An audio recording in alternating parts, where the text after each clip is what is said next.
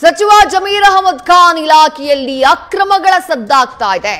ಅದರಲ್ಲೂ Karnataka real estate ನಿಯಂತ್ರಣ ಪ್ರಾಧಿಕಾರದಲ್ಲಿ ಭ್ರಷ್ಟಾಚಾರ ನಡೀತಾ ಇರುವಂತಹ ಆರೋಪ ಕೇಳಿಬರ್ತಾ ಇದೆ. ಮನೆ ಸೈಟ್ ಖರೀದಿ ಮಾಡೋ ಕನಸು ಕಾಣೋರಿಗೆ ನೆಮ್ಮದಿಯೇ ಇಲ್ಲ. ರೇರಾ ಕಾಯ್ದೆ ಇದ್ರೂ ಕೂಡ ಜನಸ್ನೇಹಿಯಾಗಿಲ್ಲ ರಿಯಲ್ ಎಸ್ಟೇಟ್. ವಸತಿ ಇಲಾಖೆಯ ಅಡಿ ರಿಯಲ್ ಎಸ್ಟೇಟ್ ನಿಯಂತ್ರಣ ಪ್ರಾಧಿಕಾರ ಬರುತ್ತೆ. ರೇರಾ ಅಡಿ ಅಕ್ರಮ ಆಗ್ತಾ ಇದ್ರು. ಅಧ್ಯಕ್ಷರು ಸಚಿವರು ಮಾತ್ರ ಫುಲ್ ಸೈಲೆಂಟ್ ಆಗಿದ್ದಾರೆ ಅನ್ನುವಂಥ ಆಕ್ರೋಶ ವ್ಯಕ್ತವಾಗ್ತಾ ಇದೆ. ಆರೋಪ ಕೇಳಿ ಬರ್ತಾ ಇದೆ. ಕರ್ನಾಟಕ ರಿಯಲ್ ಎಸ್ಟೇಟ್ ನಿಯಂತ್ರಣ ಪ್ರಾಧಿಕಾರ ಗ್ರಾಹಕರ ಹಿತಾಸಕ್ತಿಯನ್ನ ಕಾಪಾಡುವುದಕ್ಕೆ ಇರುವಂತಹ ಒಂದು ಸಂಸ್ಥೆ. ಕರ್ನಾಟಕದಲ್ಲಿ ರಿಯಲ್ ಎಸ್ಟೇಟ್ ಉದ್ಯಮವನ್ನ ನಿಯಂತ್ರಣ ಮಾಡುವುದಕ್ಕೆ ಇರುವಂತಹ ಒಂದು ಸಂಸ್ಥೆ. ಆದ್ರೆ ಹೆಸರಿಗೆ ಮಾತ್ರ ಸಂಸ್ಥೆ, ಅದರಿಂದ ಏನೂ ಪ್ರಯೋಜನ ಆಗ್ತಾ ಇಲ್ಲ. ನೊಂದಂತಹ ಗ್ರಾಹಕರಿಗೆ ಯಾವುದೇ ನೆರವು ಸಿಗ್ತಾ ಇಲ್ಲ. ಅಧಿಕಾರ ಇದ್ರೂ ಕೂಡ ಅದನ್ನ ಕಾರ್ಯರೂಪಕ್ಕೆ ಇಳಿಸೋದಕ್ಕೆ, ಆಕ್ಷನ್ಗೆ ಇಳಿಸೋದಕ್ಕೆ ರೇರಾ ಸಿದ್ಧವಿಲ್ಲ ಅನ್ನುವಂಥ ಆರೋಪಗಳು ಪದೇ ಪದೇ ಕೇಳಿ ಬರ್ತಾ ಇದೆ. ಹಾಗಾಗಿನೇ ಈ ಟೈಟಲ್ ಕೊಟ್ಟಿರೋದು ನಾವು, ರೇರಾ ಹಲ್ಲಿಲ್ಲದ ಹಾವ ಅಂತ ಹೇಳಿ. ಹಾಗಾದ್ರೆ ಹಲ್ಲನ್ನ ಕಿತ್ತಿರೋರು ಯಾರು? ಉದ್ದೇಶಪೂರ್ವಕವಾಗಿಯೇ ಸೈಲೆಂಟ್ ಆಗಿದ್ದಾರ ಅಧಿಕಾರಿಗಳು? ಇಂತಹ ಹತ್ತಾರು ಪ್ರಶ್ನೆಗಳು ಮೂಡ್ತಾ ಇವೆ. ಇಷ್ಟೆಲ್ಲ ಅಕ್ರಮದ ಆರೋಪ ಕೇಳಿ ಬರ್ತಾ ಇದ್ರು, ಜನ ಸಮಸ್ಯೆಗಳನ್ನ ಹೇಳ್ತಾ ಇದ್ರು. ರೇರಾದ ಅಧ್ಯಕ್ಷರು ಸಚಿವರು ಮಾತ್ರ ಸೈಲೆಂಟ್ ಆಗಿರೋದು ಸಾಕಷ್ಟು ಅನುಮಾನಕ್ಕೆ ಕಾರಣ ಆಗ್ತಾ ಇದೆ. ಬೇಜೆಡ್ ಜಮೀರ್ ಅಹಮದ್ ಖಾನ್ ವಸತಿ ಸಚಿವರು, ಅವರ ಇಲಾಖೆಯ ಅಂಡರ್ನಲ್ಲೇ ಈ ರೇರಾ ಬರುತ್ತೆ. ರಿಯಲ್ ಎಸ್ಟೇಟ್ ನಿಯಂತ್ರಣ ಪ್ರಾಧಿಕಾರ ಜೊತೆಗೆ ರಾಕೇಶ್ ಸಿಂಗ್ ಇವರು ರೇರಾದ ಅಧ್ಯಕ್ಷರು. ಆದ್ರೆ ಇವರಿಬ್ಬರ ಮೌನ ಸದ್ಯ ಅನುಮಾನಕ್ಕೆ ಕಾರಣವಾಗಿರೋದು.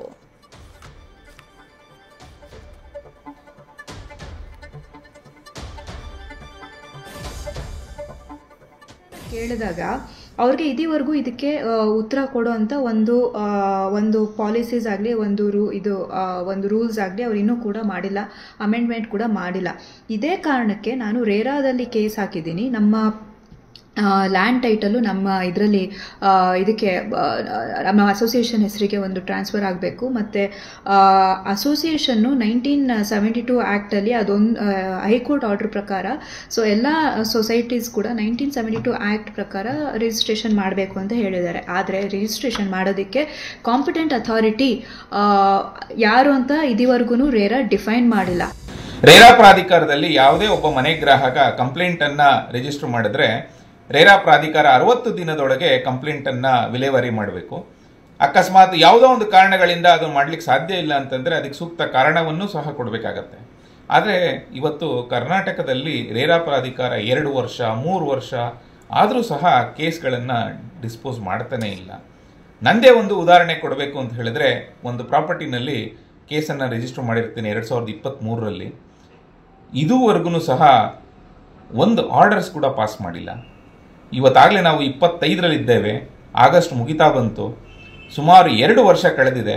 2 ವರ್ಷ ಆದರೂ ಸಹ ಆರ್ಡರ್ಸನ್ನು ಪಾಸ್ ಮಾಡಿಲ್ಲ. ಏಪ್ರಿಲ್ 25ರಲ್ಲಿ ಫೈನಲ್ ಹಿಯರಿಂಗ್ ಆಗಿ ಪೋಸ್ಟೆಡ್ ಫಾರ್ ಆರ್ಡರ್ಸ್ ಅಂತ ಹೇಳಿಬಿಟ್ಟು ಒಂದು ಇಮೇಲನ್ನು ಕಳಿಸಿರ್ತಾರೆ. ಆದರೆ ಆಗಸ್ಟ್ ಮುಗಿದ್ರೂ ಸಹ ಸುಮಾರು 4 ತಿಂಗಳು ಕಳೆದ್ರೂ ಸಹ ಪೋಸ್ಟೆಡ್ ಫಾರ್ ಆರ್ಡರ್ಸ್ ಅಂತ ಹಾಕಿ ಆರ್ಡರ್ಸನ್ನು ರಿಲೀಸ್ ಮಾಡಿಲ್ಲ. ಮಾನ್ಯ ಘನವೆತ್ತ ಹೈಕೋರ್ಟ್ನಲ್ಲಿ ಕೂಡ 1 ತಿಂಗಳಲ್ಲಿ ಫೈನಲ್ ಹಿಯರಿಂಗ್ ಆದಮೇಲೆ ಪೋಸ್ಟೆಡ್ ಫಾರ್ ಆರ್ಡರ್ಸ್ ಹಾಕಿದ್ಮೇಲೆ ಜಡ್ಜ್ಮೆಂಟಿಗೆ ಹೋದರೆ 1 ತಿಂಗಳಲ್ಲಿ ಆರ್ಡರ್ಸನ್ನು ಅಪ್ಲೋಡ್ ಮಾಡ್ತಾರೆ. ಆದರೆ ಸಕ್ಷಮ ಪ್ರಾಧಿಕಾರ, ರೇರಾ ಅಥಾರಿಟಿ ಬಂದು ಕ್ವಾಸಿ ಜುಡಿಷರಿ ಬಾಡಿ, ಇದರಲ್ಲಿ ಇನ್ನೂ ಫಾಸ್ಟಾಗಿ ಆಗಬೇಕು. ಅಟ್ಲೀಸ್ಟ್ ಹೈಕೋರ್ಟ್ ಸ್ಪೀಡ್ಗಾದರೂ ಇವರು ಕೆಲಸ ಮಾಡಬೇಕಲ್ಲ. 4 ತಿಂಗಳು ಬೇಕಾ ಸ್ವಾಮಿ ಒಂದು ಕೇಸಿನ ಆರ್ಡರ್ನ ಅಪ್ಲೋಡ್ ಮಾಡಲಿಕ್ಕೆ, ಅಥವಾ ಕೇಸಿನ ಆರ್ಡರ್ನ ಬರೀಲಿಕ್ಕೆ 1 ತಿಂಗಳು ಸಾಕಷ್ಟು ಹೈಕೋರ್ಟ್ನವ್ರು ತಗೊಂಡ್ರೆ, ರೇರಾ ಪ್ರಾಧಿಕಾರದವರು 4 ತಿಂಗಳಾದರೂ ಅಪ್ಲೋಡ್ ಮಾಡಿಲ್ಲ ಅಂದರೆ ಏನು ವ್ಯವಸ್ಥೆ ನಮ್ಮ ರಾಜ್ಯದಲ್ಲಿ ನಡೀತಾ ಇದೆ? ರೇರಾ ಪ್ರಾಧಿಕಾರ ನಿಜವಾಗ್ಲೂ ಕೆಲಸ ಮಾಡ್ತಿದೆಯಾ ಅನ್ನುವಂತಹ ಒಂದು ಪ್ರಶ್ನೆ ಮನೆ ಗ್ರಾಹಕರಲ್ಲಿ. ಮತ್ತಷ್ಟು ಡೀಟೇಲ್ಸ್ ನಮ್ಮ ಪ್ರತಿನಿಧಿ ರಘುಪಾಲ್ ನೀಡ್ತಾ ಹೋಗ್ತಾರೆ. ರಘುಪಾಲ್, ಗ್ರಾಹಕರ ಹಿತರಕ್ಷಣೆಯನ್ನ ಮಾಡುವುದಕ್ಕಾಗಿ, ಜೊತೆಗೆ ರಾಜ್ಯದಲ್ಲಿ ರಿಯಲ್ ಎಸ್ಟೇಟ್ ಅನ್ನ ನಿಯಂತ್ರಣ ಮಾಡುವುದಕ್ಕಾಗಿ ರೇರಾನ ಆರಂಭ ಮಾಡಲಾಯಿತು. ಆದ್ರೆ ಅದೇ ರೇರಾ ನಿಜಕ್ಕೂ ಕೆಲಸ ಮಾಡ್ತಾ ಇದೆಯಾ ಅನ್ನುವಂತಹ ಪ್ರಶ್ನೆಯನ್ನ ಗ್ರಾಹಕರೇ ಮಾಡ್ತಿದ್ದಾರೆ. ಇಷ್ಟೆಲ್ಲ ಸಾಲು ಸಾಲು ಆರೋಪಗಳು ಕೇಳಿ ಬರ್ತಾ ಇರೋದು ಯಾವ ವಿಚಾರಗಳಿಗೆ, ಯಾವ ಕಾರಣಕ್ಕಾಗಿ ರಘುಪಾಲ್?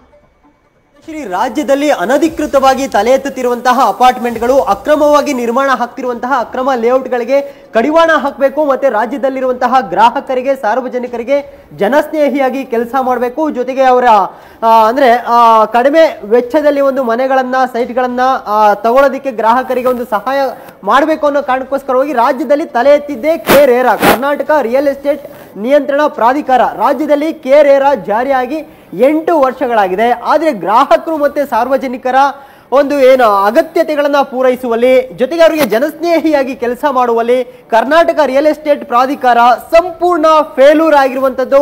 ಯಾಕಂದ್ರೆ ಇವತ್ತು ಕರ್ನಾಟಕ ರಿಯಲ್ ಎಸ್ಟೇಟ್ ಪ್ರಾಧಿಕಾರ ಸಚಿವರಾಗಿರುವಂತಹ ಜಮೀರ್ ಅಹಮದ್ ಖಾನ್ ಅವರ ಇಲಾಖೆ ಅಡಿಯಲ್ಲಿ ಬರುವಂತದ್ದು. ಅದಕ್ಕೆ ಅಧ್ಯಕ್ಷರಾಗಿ ರಾಕೇಶ್ ಸಿಂಗ್ ಅವರು ಕೆಲಸ ಮಾಡ್ತಾ ಇದ್ದಾರೆ. ಇವತ್ತು ಕರ್ನಾಟಕ ರಿಯಲ್ ಎಸ್ಟೇಟ್ ಪ್ರಾಧಿಕಾರದಲ್ಲಿ ಸಾಕಷ್ಟು ದೂರುಗಳಿರುವಂತದ್ದು, ಸಾವಿರಾರು ದೂರುಗಳಿದೆ. ಪ್ರತಿದಿನ ಕೂಡ ನೂರಾರು ದೂರುಗಳನ್ನ KRERA ಅಡಿ ಗ್ರಾಹಕರು ದಾಖಲು ಮಾಡ್ತಾ ಇದ್ದಾರೆ. ಯಾಕಂದ್ರೆ ಸಾಕಷ್ಟು ಬಿಲ್ಡರ್ಗಳಿಂದ, ಸಾಕಷ್ಟು ಭೂ ಮಾಲೀಕರಿಂದ ಗ್ರಾಹಕರಿಗೆ ಅನ್ಯಾಯ ಆಗ್ತಾ ಇದೆ. ಇವತ್ತು KRERA ಜನಸಾಮಾನ್ಯರು ಜೊತೆಗೆ ಗ್ರಾಹಕರ ಪರವಾಗಿ ಕೆಲಸ ಮಾಡಬೇಕಾಗಿತ್ತು. ಅದನ್ನ ಬಿಟ್ಟು ಇವತ್ತು ಬಿಲ್ಡರ್ಗಳ ಪರವಾಗಿ ಕೆಲಸ ಮಾಡ್ತಾ ಇದೆ. ಜೊತೆಗೆ ಭೂ ಮಾಲೀಕರ ಪರವಾಗಿ ಕೆಲಸ ಮಾಡ್ತಿದೆ ಅನ್ನೋ ಒಂದು ಗಂಭೀರ ಆರೋಪಗಳು ಕೂಡ ಕೇಳಿ ಬರ್ತಿರುವಂತದ್ದು. ಯಾಕಂದ್ರೆ ಇವತ್ತು ನೂರಾರು, ಸಾವಿರಾರು ಸಂಖ್ಯೆಯಲ್ಲಿ ಇವತ್ತು ರಿಯಲ್ ಎಸ್ಟೇಟ್ ಉದ್ಯಮಗಳು ರಾಜ್ಯದಲ್ಲಿ ತಲೆ ಎತ್ತುತ್ತಿದೆ, ಬೆಂಗಳೂರಿನಲ್ಲಿ ತಲೆ ಎತ್ತುತ್ತಿರುವಂತದ್ದು. ಇದಕ್ಕೆ ಸೂಕ್ತವಾದಂತಹ ಒಂದು ನಿಯಮಗಳನ್ನ ಪಾಲಿಸಿ ಒಂದು ಪರ್ಮಿಷನ್ ಕೊಡುವಲ್ಲಿ KRERA ಫೇಲ್ಯೂರ್ ಆಗಿರುವಂತದ್ದು. KRERA ಅಡಿ ಬರುವಂತಹ ಮಾರ್ಗಸೂಚಿಗಳನ್ನ, ನಿಯಮಗಳನ್ನ ಪಾಲನೆ ಮಾಡದೆ ಸಾಕಷ್ಟು ಬಿಲ್ಡರ್ಗಳು ಅನುಮೋದನೆಯನ್ನು ಕೂಡ ಪಡ್ಕೊಳ್ತಿರುವಂತದ್ದು. ಜೊತೆಗೆ ಕಾಲ ಕಾಲಕ್ಕೆ ಅಪಾರ್ಟ್ಮೆಂಟ್ಗಳ ಮೇಲೆ, ಲೇಔಟ್ಗಳ ಮೇಲೆ ನಿಯಂತ್ರಣ ಸಾಧಿಸುವಲ್ಲಿ ಕೂಡ RERA ಏನು ಫೇಲ್ಯೂರ್ ಆಗಿರುವಂತದ್ದು. ಸಾಕಷ್ಟು ದೂರುಗಳು ಬರ್ತಾ ಇದೆ. ನ್ಯೂಸ್ ಫಸ್ಟ್ಗೂ ಕೂಡ ಕರೆ ಮಾಡಿ ಪ್ರತಿದಿನ ಕೂಡ ಗ್ರಾಹಕರು ಇರಬಹುದು, ಅಥವಾ ಸೈಟ್ ಗಳನ್ನ ಖರೀದಿ ಮಾಡಿರೋರು ಅಂತಿರಬಹುದು, ಅಪಾರ್ಟ್ಮೆಂಟ್ ಗಳನ್ನ ಖರೀದಿ ಮಾಡಿರುವಂತಿರಬಹುದು, ಸಾಕಷ್ಟು ದೂರುಗಳನ್ನ ಸಲ್ಲಿಕೆ ಮಾಡ್ತಿರುವಂತದ್ದು. ಅದರಲ್ಲಿ ಪ್ರಮುಖವಾಗಿ ನೋಡೋದಾದ್ರೆ 8 ವರ್ಷದಲ್ಲಿ ಸುಮಾರು 12,500 ಕೇಸ್ಗಳು KRERAದಲ್ಲಿ ದಾಖಲಾಗಿರುವಂತದ್ದು. ಅಂದ್ರೆ ಅಪಾರ್ಟ್ಮೆಂಟ್ ಗಳನ್ನ ಖರೀದಿ ಮಾಡಿರುವಂತವರು, ಸೈಟ್ ಗಳನ್ನ ಖರೀದಿ ಮಾಡಿರುವಂತವರು, ಬಿಲ್ಡರ್ ಗಳಿಂದ ಸಾಕಷ್ಟು ಅನ್ಯಾಯ ಆಗಿದೆ. ಯಾಕೆ KRERA ಕಣ್ಮುಚ್ಚಿ ಕುಳಿತಿದೆ, ಸೈಲೆಂಟ್ ಆಗಿರೋದು ಯಾಕೆ? ಗ್ರಾಹಕರು ದೂರು ಕೊಟ್ಟರು ಕೂಡ ನೀವು KRERA ನಿಯಮದ ಪ್ರಕಾರ 60 ದಿನಗಳಲ್ಲಿ ಆ ಒಂದು ದೂರನ್ನ ನೀವು ಪರಿಶೀಲನೆ ಮಾಡಿ ಅವರಿಗೆ ನ್ಯಾಯ ಒದಗಿಸುವಂತಹ ಕೆಲಸವನ್ನ ಮಾಡಬೇಕು. ಆದ್ರೆ ವರ್ಷಗಳೇ ಕಳೆದ್ರು ಕೂಡ ನೀವು ಯಾಕೆ ಅವರ ಕೇಸ್ಗಳನ್ನ, ಗ್ರಾಹಕರ ಕೇಸ್ಗಳನ್ನ ಅಟೆಂಡ್ ಮಾಡ್ತಿಲ್ಲ ಅನ್ನೋ ಒಂದು ಆರೋಪ, ದೂರುಗಳು, ಆಕ್ರೋಶ ಕೂಡ KRERA ವಿರುದ್ಧ ವ್ಯಕ್ತ ಆಗ್ತಿರುವಂತದ್ದು. ಇವತ್ತು 12,500 ಕೇಸ್ಗಳಲ್ಲಿ KRERA ವೆಬ್ಸೈಟ್ ನಲ್ಲಿ ಕೊಟ್ಟಿರುವ ಮಾಹಿತಿ ಪ್ರಕಾರ ಸುಮಾರು 9,000 ಕೇಸ್ಗಳನ್ನ ನಾವು ವಿಲೇವಾರಿ ಮಾಡಿದೀವಿ ಅಂತ ಹೇಳಿದೆ. ಅದೇ ವಿಲೇವಾರಿ ಮಾಡುವಂತದ್ದೇನು, ಈ ಕೇಸ್ಗಳನ್ನ ಪರಿಶೀಲನೆ ಮಾಡಿದ ನಂತರದಲ್ಲಿ ಯಾರೆಲ್ಲ ಅಪಾರ್ಟ್ಮೆಂಟ್ಗಳು ಮತ್ತೆ ಸೈಟ್ಗಳು ಭರವಸೆ ಕೊಟ್ಟು ಒಂದು ಹಣವನ್ನ ಕಟ್ಟಿಸಿಕೊಂಡಿರ್ತಾರೆ ಗ್ರಾಹಕರಿಂದ, ಅವರಿಗೆ ಸಾಕಷ್ಟು ಸಂಖ್ಯೆಯಲ್ಲಿ ಇಲ್ಲಿವರೆಗೂ ಕೂಡ ಫ್ಲಾಟ್ಗಳು ಸಿಕ್ಕಿಲ್ಲ, ಸೈಟ್ಗಳು ಸಿಕ್ಕಿಲ್ಲ ಅಂತ ಗ್ರಾಹಕರಿಗೆ ಏನ್ ಮಾಡಬೇಕು, KRERA ಬಡ್ಡಿ ಸಮೇತ ಹಣವನ್ನ ಮರುಪಾವತಿ ಗ್ರಾಹಕರಿಗೆ ಮಾಡುವಂತಹ ಕೆಲಸವನ್ನು ಮಾಡಬೇಕು, ಅಥವಾ ವಸೂಲಿ ಮಾಡುವಂತಹ ಕೆಲಸವನ್ನು ಮಾಡಬೇಕು. ಆದ್ರೆ KRERA ಮಾಡಿರುವಂತದ್ದೇನು ಕೇವಲ ಆದೇಶಕ್ಕೆ ಮಾತ್ರ, KRERA ಕಾಯ್ದೆಯ ನಿಯಮ ಆಗಿರುವಂತದ್ದು. ಆದ್ರೆ ಬೇರೆ ರಾಜ್ಯಗಳಲ್ಲಿ ಅಳವಡಿಸಿರುವಂತೆ ಅದನ್ನು ವಸೂಲಿ ಮಾಡೋದಕ್ಕೆ, ಆದೇಶ ಮಾಡಿದಂತ ಹಣವನ್ನ ಬಿಲ್ಡರ್ಗಳಿಂದ, ಮಾಲೀಕರಿಂದ ವಸೂಲಿ ಮಾಡೋದಕ್ಕೆ ಕಂದಾಯ ಅಧಿಕಾರಿಗಳನ್ನ KRERA ಇಲಾಖೆಯ ಅಡಿ ನೇಮಿಸಿಕೊಂಡಿಲ್ಲ. ಇದೇ ಕಾರಣಕ್ಕೋಸ್ಕರವಾಗಿ ಇವತ್ತು KRERAದಲ್ಲಿ ಗ್ರಾಹಕರಿಗೆ ಸಾಕಷ್ಟು ಮೋಸ ಆಗ್ತಿರುವಂತದ್ದು. ಇನ್ನೊಂದು ಗಂಭೀರವಾದ ವಿಚಾರವನ್ನ ಇಲ್ಲಿ ಹೇಳಲೇಬೇಕಾಗತ್ತೆ. KRERA ಬಂದಿರುವಂತದ್ದು ಗ್ರಾಹಕರು ಮತ್ತೆ ಸಾರ್ವಜನಿಕರ ಪರವಾಗಿ ಕೆಲಸ ಮಾಡೋದಕ್ಕೆ. ಆದ್ರೆ KRERA ಬಿಲ್ಡರ್ಗಳ ಪರವಾಗಿ ಕೆಲಸ ಮಾಡ್ತಿದೆ ಅನ್ನೋ ಆರೋಪ ಕೇಳಿ ಬಂದಿರುವಂತದ್ದು. ಯಾಕಂದ್ರೆ ಇಲ್ಲಿ ಪ್ರತಿಯೊಂದಕ್ಕೂ ಕೂಡ ಇಲ್ಲಿ ಫಿಕ್ಸ್ ಮಾಡಲಾಗಿದೆ. ಅಧಿಕಾರಿಗಳಿಂದ ಹಿಡಿದು ಸಚಿವರ ಹಂತದವರು ಕೂಡ ಸಾಕಷ್ಟು ಹಣವನ್ನ ಬಿಲ್ಡರ್ಗಳಿಂದ, ಮಾಲೀಕರಿಂದ ಪಡೆದೇ ಅನುಮೋದನೆಯನ್ನು ಕೊಡಲಾಗ್ತಾ ಇದೆ. ಪ್ರತಿಯೊಂದು ಅಪಾರ್ಟ್ಮೆಂಟ್ ಗಳನ್ನ, ಲೇಔಟ್ ಗಳನ್ನ ರಿಜಿಸ್ಟ್ರೇಷನ್ ಮಾಡ್ಕೊಳ್ಳಲಾಗ್ತಿದೆ ಅನ್ನೋ ಒಂದು ಆರೋಪ ಇದೆ. ಈ ಎಲ್ಲಾ ಹಣ ಕೂಡ ಪರೋಕ್ಷವಾಗಿ ಯಾರೆಲ್ಲ ಸೈಟ್ ಗಳನ್ನ ಖರೀದಿ ಮಾಡ್ತಾರೆ, ಲೇಔಟ್ ಫ್ಲಾಟ್ ಗಳನ್ನ ಖರೀದಿ ಮಾಡ್ತಾರೆ, ಅವರಿಗೆ ಪರೋಕ್ಷವಾಗಿ ಅವರ ಮೇಲೆ ಹೊಣೆ ಆಗ್ತಿರುವಂತದ್ದು. ಅಂದ್ರೆ ಇವತ್ತು ಬೆಂಗಳೂರಿನಲ್ಲಿ, ರಾಜ್ಯದಲ್ಲಿ ಪ್ರತಿಯೊಂದು ಫ್ಲಾಟ್ಗಳು ಅತಿ ಹೆಚ್ಚಿನ ಬೆಲೆಗೆ ಮಾರಾಟ ಆಗ್ತಿರೋದಕ್ಕೆ ಇದು ಒಂದು ಭ್ರಷ್ಟಾಚಾರವು ಕೂಡ ಪ್ರಮುಖ ಕಾರಣ ಆಗಿರುವಂತದ್ದು. ವಿದ್ಯಾಶ್ರೀ, ಕಳೆದ 8 ವರ್ಷಗಳಲ್ಲಿ 8 ವರ್ಷ ಆಯ್ತು RERA ಆರಂಭ ಆಗಿ ಕರ್ನಾಟಕದಲ್ಲಿ. 8 ವರ್ಷದಲ್ಲಿ 12,165 ಪ್ರಕರಣಗಳು ದಾಖಲಾಗಿದ್ದಾವೆ, ದೂರುಗಳು ದಾಖಲಾಗಿದ್ದಾವೆ. ಆದ್ರೆ ಸಾವಿರಾರು ದೂರು ದಾಖಲಾದ್ರೂ RERAದು ಮಾತ್ರ ಅದೇ ನಿರ್ಲಕ್ಷ್ಯ. ದೂರುಗಳನ್ನ ವಿಲೇವಾರಿ ಮಾಡುವಂತಹ ಜವಾಬ್ದಾರಿ RERAದು, ಆದ್ರೆ ಅದನ್ನ ಮಾಡ್ತಾ ಇಲ್ಲ. ಇನ್ನೂ ಕೂಡ ಸುಮಾರು 2,000ದಷ್ಟು ಕೇಸ್ಗಳು ಹಾಗೆ ಬಾಕಿ ಇದ್ದಾವೆ. ವಿಲೇವಾರಿ ಆದಂತಹ ಹಲವು ಕೇಸ್ಗಳಲ್ಲಿ ಆದೇಶವನ್ನೇ ನೀಡಿಲ್ಲ. RERA ಆದೇಶವನ್ನ ನೀಡಬೇಕು, ಗ್ರಾಹಕರ ಹಿತರಕ್ಷಣೆಯನ್ನ ಕಾಪಾಡುವಂತಹ ಕೆಲಸವನ್ನ ಮಾಡಬೇಕು. ಬಟ್ ಆ ಕೆಲಸನ RERA ಮಾಡ್ತಿಲ್ಲ ಅನ್ನುವಂತಹ ಆರೋಪ ಕೇಳಿ ಬರ್ತಾ ಇದೆ. ನಮ್ಮ ಪ್ರತಿನಿಧಿ ರಘುಪಾಲ್ ಹೇಳ್ತಾ ಇದ್ರು, ಯಾಕೆ ಆಗ್ತಾ ಇಲ್ಲ ಅನ್ನೋದಕ್ಕೆ ಕಾರಣಗಳನ್ನ ಕೊಡ್ತಾ ಇದ್ರು. ಯಾಕಂದ್ರೆ ಇವರು ಹಣವನ್ನ ಫಿಕ್ಸ್ ಮಾಡಿದ್ದಾರಂತೆ, ಕೇಸ್ಗಳನ್ನ ವಿಲೇವಾರಿ ಮಾಡೋದಕ್ಕೆ ಹಣವನ್ನ ಫಿಕ್ಸ್ ಮಾಡಲಾಗಿದೆ ಅನ್ನುವಂತಹ ಗಂಭೀರ ಆರೋಪ ಕೇಳಿ ಬರ್ತಾ ಇದೆ. ಹಾಗಾದ್ರೆ ದಾಖಲಾಗಿರುವಂತಹ ಕೇಸ್ಗಳು ಎಷ್ಟು, ವಿಲೇವಾರಿಯಾದಂತಹ ಕೇಸ್ಗಳು ಎಷ್ಟು, ಆ ಡೀಟೇಲ್ಸ್ ನ ನೋಡ್ತಾ ಹೋಗೋಣ. ರೇರಾದಲ್ಲಿ ದಾಖಲಾದಂತಹ ಕೇಸ್ಗಳ ಒಟ್ಟು ಸಂಖ್ಯೆ 12,165, ವಿಲೇವಾರಿಯಾದಂತಹ ಕೇಸ್ಗಳು 9,168, ಆದೇಶಕ್ಕೆ ಕಾಯ್ದಿರಿಸಿರುವಂತಹ ಕೇಸ್ಗಳು 812, ಪರಿಶೀಲನೆಯಲ್ಲಿರುವಂತಹ ಕೇಸ್ಗಳು 116, ಪ್ರಕ್ರಿಯೆಯಲ್ಲಿರುವಂತಹ ಕೇಸ್ಗಳು 291, ತನಿಖಾ ಹಂತದಲ್ಲಿರುವಂತಹ ಕೇಸ್ಗಳು 1894. ಹಾಗಾದ್ರೆ ಇಲ್ಲಿ ತನಕ ಎಷ್ಟು ಕೇಸ್ಗಳಲ್ಲಿ ರೇರಾ ಎಷ್ಟು ಹಣವನ್ನ ವಸೂಲಿ ಮಾಡಿದೆ, ಆ ಡೇಟಾ ಕೂಡ ಬಹಳ ಇಂಟ್ರೆಸ್ಟಿಂಗ್ ಆಗಿದೆ. ಹಣ ವಸೂಲಿಗೆ ರೇರಾ ಆದೇಶಿಸಿದ್ದಂತಹ ಪ್ರಕರಣಗಳು ಎಷ್ಟು ಅಂತ ಕೇಳಿದ್ರೆ 1857 ಪ್ರಕರಣಗಳಲ್ಲಿ ಹಣವನ್ನ ರಿಕವರಿ ಮಾಡುವುದಕ್ಕೆ ಆದೇಶವನ್ನ ಮಾಡಲಾಗಿರುತ್ತೆ. ಒಟ್ಟು ವಸೂಲಿ ಮಾಡಬೇಕಾಗಿದ್ದಂತಹ ಮೊತ್ತ ಎಷ್ಟು? 849.7 ಕೋಟಿ. ಅಷ್ಟು ಹಣವನ್ನ ವಸೂಲಿ ಮಾಡಬೇಕಾಗಿತ್ತು, ಅದಕ್ಕೆ ಆದೇಶ ಆಗಿದೆ. ಆದ್ರೆ ವಸೂಲಿ ಆಗಿರುವಂತಹ ಪ್ರಕರಣ ಎಷ್ಟು? 254 ಪ್ರಕರಣ ಮಾತ್ರ. 1800ಕ್ಕೂ ಹೆಚ್ಚು ಪ್ರಕರಣಗಳಿದ್ದಾವೆ. ಆದ್ರೆ ಇವರು ವಸೂಲಿ ಮಾಡಿರುವುದು ಕೇವಲ 254 ಪ್ರಕರಣಗಳಲ್ಲಿ. ವಸೂಲಿ ಮಾಡಿರುವಂತಹ ಮೊತ್ತ ಎಷ್ಟು? ಬರೇ 99 ಕೋಟಿ ರೂಪಾಯಿ. ಅಲ್ಲಿಗೆ ಬಾಕಿ ಎಷ್ಟಾಯ್ತು? 800 ಕೋಟಿಯಲ್ಲಿ 750.5 ಕೋಟಿಯಷ್ಟು ಮೊತ್ತ ಬಾಕಿ ಇದೆ. ಏನ್ ಕೆಲಸ ಮಾಡ್ತಾ ಇದ್ದಾರೆ ಇವರು ಅನ್ನೋದೇ ಪ್ರಶ್ನೆ. ಆಗ್ಲೇ ಗ್ರಾಹಕರು ಮಾತನಾಡುವಂತಹ ಸಂದರ್ಭದಲ್ಲೂ ಅದೇ ಆಕ್ರೋಶವನ್ನ ವ್ಯಕ್ತಪಡಿಸ್ತಾ ಇದ್ರು.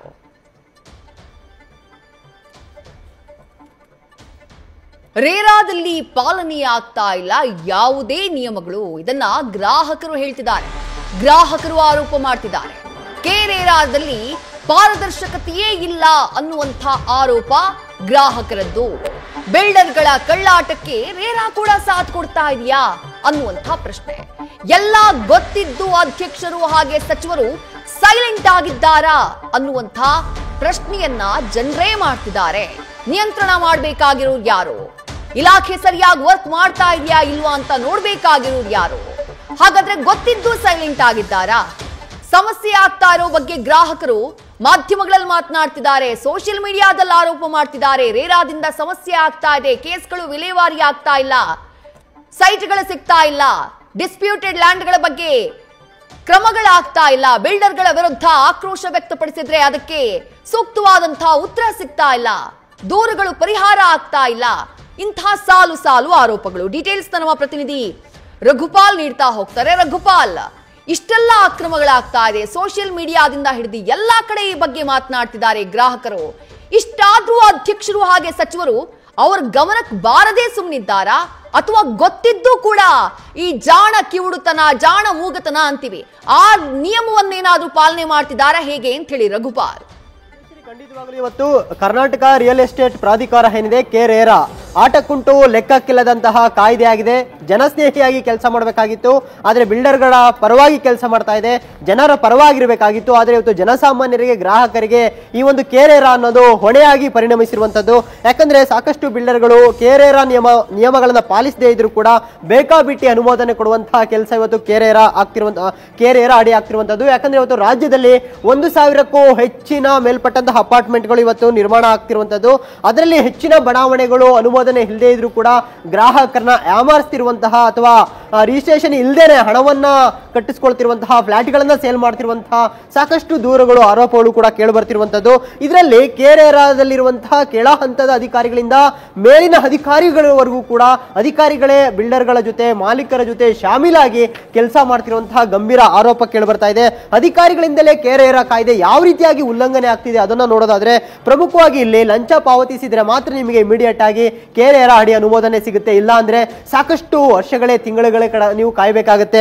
ಜೊತೆಗೆ ಕೆಲವೊಂದು ಕಠಿಣ ನಿಯಮಗಳು ರೇರಾದಲ್ಲಿರುವಂತದ್ದು. ಈ ನಿಯಮಗಳ ಸಡಿಲಿಕೆ ಮಾಡಬೇಕಂದ್ರೂ ಕೂಡ ಮತ್ತಷ್ಟು ಹಣಕ್ಕೆ ಅಧಿಕಾರಿಗಳು ಡಿಮ್ಯಾಂಡ್ ಮಾಡ್ತಾರೆ ಅನ್ನೋ ಒಂದು ಆರೋಪ ಕೂಡ ಕೇಳಿ ಬಂದಿರುವಂತದ್ದು. ಸ್ವತಃ ಬಿಲ್ಡರ್ಗಳು ಮತ್ತೆ ಭೂಮಾಲೀಕರು ಈ ಬಗ್ಗೆ ನ್ಯೂಸ್ ಫಸ್ಟ್ ಜೊತೆ ತಮ್ಮ ಅಳಲನ್ನು ಕೂಡ ತೋಡ್ಕೊಂಡಿದ್ದಾರೆ.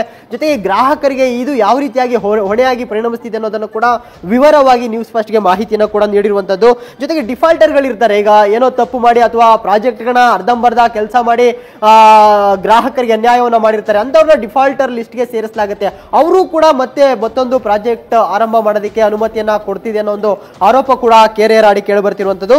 ಜೊತೆಗೆ ಕೆರೆರಾಡಿ ಯಾವುದೇ ಒಂದು ಕಾಮಗಾರಿ ಅಥವಾ ಒಂದು ಯೋಜನೆ ಆರಂಭಿಸಬೇಕಾದ್ರೆ ಒಂದು ಜಂಟಿ ಒಪ್ಪಂದ ಜೆಡಿಎ ನಿಯಮದ ಅಡಿಯಲ್ಲಿ ಪ್ರಾರಂಭಿಸಬೇಕು. ಆ ಒಂದು ನಿಯಮವನ್ನು ಉಲ್ಲಂಘನೆ ಮಾಡಿದ್ರು ಕೂಡ ರೇರಾ ಕಣ್ಮುಚ್ಚಿ ಕುಳಿತಿರುವಂತದ್ದು. ಜೊತೆಗೆ ಬಹುತೇಕ ಪ್ರಾಜೆಕ್ಟ್ಗಳಿಗೆ ದಂಡವನ್ನೇ ವಿಧಿಸ್ತಿಲ್ಲ. ದಂಡ ವಿಧಿಸ್ತಿರುವಂತಹ ಪ್ರಾಜೆಕ್ಟ್ಗಳಿಗೆ ವಸೂಲಿ ಮಾಡುವಲ್ಲಿ ಕೆರೆಆರ್ ಫೇಲ್ಯೂರ್ ಆಗಿರುವಂತದ್ದು. ಜೊತೆಗೆ ಪ್ರತಿಯೊಂದು ಲೇಔಟ್ಗಳಲ್ಲಿ ಇರಬಹುದು ಅಥವಾ ಅಪಾರ್ಟ್ಮೆಂಟ್ಗಳಲ್ಲಿ ಇರಬಹುದು ನಾಗರಿಕ ಸೌಲಭ್ಯಗಳಂತ ಇರುತ್ತೆ. ಕೆರೆಆರ್ ಅಡಿ ಜನಸಾಮಾನ್ಯರಿಗಿರ್ಬೋದು ಸಾರ್ವಜನಿಕರಿಗಿರ್ಬೋದು ಇಂತಿಂತಹ ನೀವು ಸೌಲಭ್ಯಗಳನ್ನ ಕೊಡಬೇಕು ಅಂತೇಳಿ ಅದನ್ನ ಬಿಲ್ಡರ್ಗಳು ಉಲ್ಲಂಘನೆ ಮಾಡಿದಂತಹ ಸಂದರ್ಭದಲ್ಲಿ ಗ್ರಾಹಕರ ಪರ ನಿಲ್ತಿಲ್ಲ ಅನ್ನೋ ಒಂದು ಆರೋಪ ಕೆರೆಆರ್ ಮೇಲೆ ಕೇಳಿ ಬರ್ತಿರುವಂತದ್ದು. ಇನ್ನು ಗ್ರಾಹಕರು ಮತ್ತೆ ನಿವಾಸಿಗಳು ಏನೆಲ್ಲ ದೂರುಗಳನ್ನ ಕೊಟ್ಟಿದ್ದಾರೆ ಅನ್ನೋದು ಪ್ರಮುಖವಾಗಿ ನೋಡೋದಾದ್ರೆ ಕೆರೆಆರ್ ಅಡಿ ಯೋಜನೆಗಳನ್ನ ಮುಗಿಸಿರ್ತಾರೆ ಬಿಲ್ಡರ್ಗಳು. ಆ ಮುಗಿಸಿದ ನಂತರದಲ್ಲಿ ಕ್ಲೋಜರ್ ಪಾಲಿಸಿಯನ್ನ ಇಲ್ಲಿವರು ಕೂಡ ಯಾರು ಕೂಡ ಘೋಷಣೆ ಮಾಡ್ಕೊಂಡಿಲ್ಲ. 8 ವರ್ಷ ಆಗಿದೆ ರಾಜ್ಯದಲ್ಲಿ ಕೆರೆಆರ್ ಜಾರಿ ಆಗಿ, ಆದ್ರೆ ಕ್ಲೋಜರ್ ಪಾಲಿಸಿ ಯಾಕೆ ಘೋಷಣೆ ಮಾಡಿಲ್ಲ ಅನ್ನೋ ಒಂದು ಪ್ರಶ್ನೆಯನ್ನ ಕೂಡ ಮಾಡ್ತಿದ್ದಾರೆ. ಜೊತೆಗೆ ಪ್ರತಿಯೊಂದು ಫ್ಲಾಟ್ಗಳಲ್ಲಿ ಅಪಾರ್ಟ್ಮೆಂಟ್ಗಳಲ್ಲಿ ಲೇಔಟ್ಗಳಲ್ಲಿ ಅನ್ಡಿವೈಡೆಡ್ ಶೇರ್ ಅಂತ ಇರುತ್ತೆ. ಅನ್ಡಿವೈಡೆಡ್ ಶೇರ್ ಅನ್ನ ಕೂಡ ಹಸ್ತಾಂತರ ಮಾಡಬೇಕಾಗುತ್ತೆ. ಆ ನಿಯಮ ಕೂಡ ಕೆರೆಆರ್ ಅಡಿ ಇಲ್ಲಿವರೆಗೂ ಕೂಡ ಜಾರಿ ಆಗಿಲ್ಲ.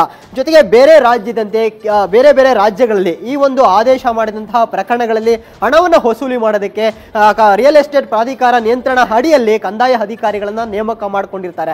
ಆದ್ರೆ ಕರ್ನಾಟಕದಲ್ಲಿ ಮಾತ್ರ ಆ ಒಂದು ಕೆಲಸ ಆಗಿಲ್ಲ. ಕಂದಾಯ ಅಧಿಕಾರಿಗಳನ್ನ ನೇಮಕ ಮಾಡ್ಕೊಂಡಿಲ್ಲ. ತಹಶೀಲ್ದಾರ್ಗಳಿಗೆ ಡಿಸಿಗಳಿಗೆ ಒಂದು ಆದೇಶ ಒಂದು ಪ್ರತಿಯನ್ನ ಕಳಿಸ್ಕೊಡ್ತಾರೆ. ಅವ್ರು ವಸೂಲಿ ಮಾಡ್ತಾರೋ ಬಿಡ್ತಾರೋ ಅದನ್ನ ಫಾಲೋ ಅಪ್ ಮಾಡುವಂತಹ ಗೋಜಿಗೆ ಕೆರೆಆರ್ ಹೋಗ್ತಿಲ್ಲ. ಆ ರೀತಿಯಾದಂತಹ ಪರಿಸ್ಥಿತಿ ಇವತ್ತು ರಾಜ್ಯದಲ್ಲಿ ನಿರ್ಮಾಣ ಆಗಿರುವಂತದ್ದು. ಜೊತೆಗೆ ಇಲ್ಲಿ ಗ್ರಾಹಕರನ್ನ ಜೊತೆಗೆ ಯಾರೆಲ್ಲ ನಿವಾಸಿಗಳಿರ್ತಾರೆ, ಫ್ಲಾಟ್ಗಳನ್ನ ಖರೀದಿ ಮಾಡಿರ್ತಾರೆ, ಮನೆಗಳನ್ನ ಖರೀದಿ ಮಾಡಿರ್ತಾರೆ, ಸೈಟ್ಗಳನ್ನ ಖರೀದಿ ಮಾಡಿರ್ತಾರೆ ಅಂತವ್ರನ್ನ ಪ್ರತಿ ತಿಂಗಳ ಅವ್ರನ್ನ ಸಭೆ ಮಾಡಿ ಅವರಿಂದ ಒಂದು ಸಲಹೆ ಅಭಿಪ್ರಾಯಗಳನ್ನ ಪಡ್ಕೊಳ್ಬೇಕು. ಜೊತೆಗೆ ಅವರ ಗೋಜು ಗೊಂದಲಗಳು ಏನಿದೆ, ಏನೆಲ್ಲ ಸಮಸ್ಯೆಗಳಾಗ್ತಾ ಇದೆ ಅದೆಲ್ಲವನ್ನ ಪರಿಹರಿಸುವಂತಹ ಕೆಲಸವನ್ನ ಮಾಡಬೇಕು. ಆದ್ರೆ ಇವತ್ತು ಕೆರೆಆರ್ ಅಧ್ಯಕ್ಷರಾಗಿರ್ಬೋದು ಅಥವಾ ಸಚಿವರಾಗಿರುವಂತಹ ಜಮೀರ್ ಅಹಮದ್ ಆಗಿರ್ಬೋದು ಯಾವುದೇ ಒಂದು ಸಭೆಯನ್ನ ಕೂಡ ಕರೆದಿಲ್ಲ. ಜೊತೆಗೆ ಇವರು ಬಿಲ್ಡರ್ಗಳು ತ್ರೈಮಾಸಿಕ ವರದಿಯನ್ನ ಸಲ್ಲಿಕೆ ಮಾಡ್ತಾ ಇದ್ದಾರಾ, ಆ ಒಂದು ವರದಿಯನ್ನ ಪರಿಶೀಲನೆ ಮಾಡುವಂತಹ ಕೆಲಸವನ್ನು ಕೂಡ ಮಾಡ್ತಾ ಇಲ್ಲ. ಜೊತೆಗೆ ವೆಬ್ಸೈಟ್ ಕೂಡ ಕೆರೆಆರ್ ವೆಬ್ಸೈಟ್ ಕರ್ನಾಟಕ ನಿಯಂತ್ರಣ ಪ್ರಾಧಿಕಾರ ಏನಿದೆ, ರಿಯಲ್ ಎಸ್ಟೇಟ್ ನಿಯಂತ್ರಣ ಪ್ರಾಧಿಕಾರ ಸಾಕಷ್ಟು ಕಳಪೆಯಿಂದ ಕೂಡಿರುವಂತದ್ದು. ಸೂಕ್ತ ಮಾಹಿತಿ ಒದಗಿಸಲು ಕೂಡ ರೇರಾ ಫೇಲ್ಯೂರ್ ಆಗಿರುವಂತದ್ದು. ಜೊತೆಗೆ ಇಲ್ಲಿಯವರು ಕೂಡ ಕೆರೆಆರ್ ಕಾಯ್ದೆಯ ಪ್ರಕಾರ ಒಂದೇ ಒಂದು ನೋಂದಾಯಿತ ಯೋಜನೆ ಕೂಡ ಇಲ್ಲಿ ಪೂರ್ಣಗೊಂಡಿಲ್ಲ. ಜೊತೆಗೆ ಪೋರ್ಟಲ್ ಕೂಡ ಸೂಕ್ತ ರೀತಿಯಲ್ಲಿ ಅಪ್ಡೇಟ್ ಆಗಿಲ್ಲ. ಜೊತೆಗೆ ಯಾವುದೇ ದೂರುಗಳು ಬಂದಂತಹ ಸಂದರ್ಭದಲ್ಲಿ ಜನಸಾಮಾನ್ಯರ ದೂರುಗಳನ್ನ, ಗ್ರಾಹಕರ ದೂರುಗಳನ್ನ 60 ದಿನಗಳಲ್ಲಿ ನೀವು ವಿಲೇವಾರಿ ಮಾಡಬೇಕು, ಅವರಿಗೆ ನ್ಯಾಯವನ್ನು ಒದಗಿಸಬೇಕು ಅಂತೇಳಿ ಕೆರೆಆರ್ ನಿಯಮದಡಿ ಹೇಳುತ್ತೆ. ಆದ್ರೆ ಈ ನಿಯಮವನ್ನ ಅಧಿಕಾರಿಗಳಿಗೆ ಪಾಲಿಸ್ತಿಲ್ಲ. ದೂರುಗಳು ಕೊಟ್ಟು ವರ್ಷಗಳೇ ಕಳೆದ್ರೂ ಕೂಡ ಗ್ರಾಹಕರಿಗೆ ಇಲ್ಲಿವರೆಗೂ ಕೂಡ ನ್ಯಾಯ ಸಿಕ್ಕಿಲ್ಲ. ಕೆರೆಆರ್ ವಿರುದ್ಧ ರಾಜ್ಯದಲ್ಲಿ ಜನಾಕ್ರೋಶ ಕಟ್ಟೆ ಹೊಡೆದಿದೆ. ನಾವು ಕೆರೆಆರ್ ವೆಬ್ಸೈಟ್ ಓಪನ್ ಮಾಡಿದ್ರೆ ಆ ಇಲಾಖೆಯ ಬಗ್ಗೆ ಒಂದೇ ಒಂದು ಪಾಸಿಟಿವ್ ಕಮೆಂಟ್ ಕೂಡ ಸಿಗೋದಿಲ್ಲ. ಕೇವಲ ಬೆರಳಿಕೆಯಷ್ಟು ಬಿಟ್ರೆ ರಾಜ್ಯದಲ್ಲಿ ಸಾಕಷ್ಟು ಗ್ರಾಹಕರು ಇವತ್ತು ನೊಂದಿರುವಂತ ಪ್ರಕರಣಗಳು ಜಾಸ್ತಿ ಆಗಿರುವಂತದ್ದು. ವಿದೇಶಿ ಥ್ಯಾಂಕ್ ಯು ರಘುಪಾಲ್ ತಮ್ಮ ಡೀಟೇಲ್ಸ್ಗೆ.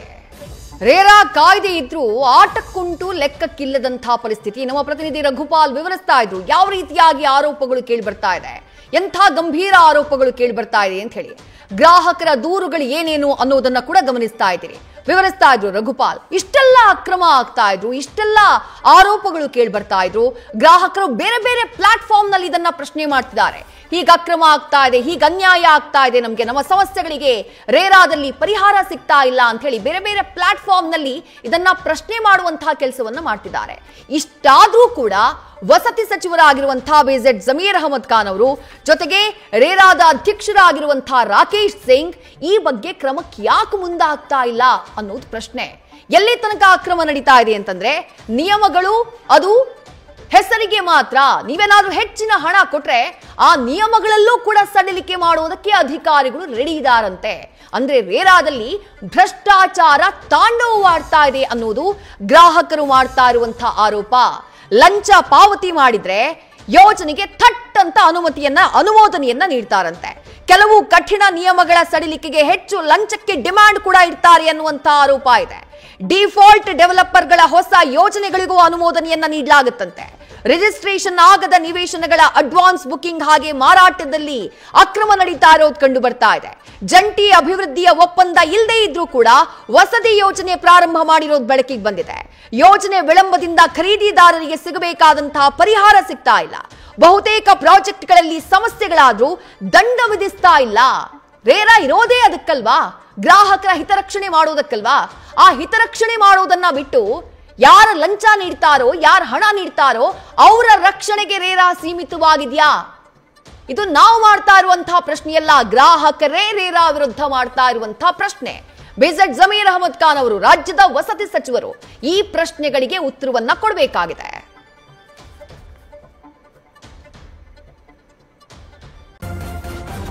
ನ್ಯೂಸ್ ಫಸ್ಟ್, ನಿರ್ಭೀತಿಯಿಂದ ನಿಮ್ಮ ಪರವಾಗಿ.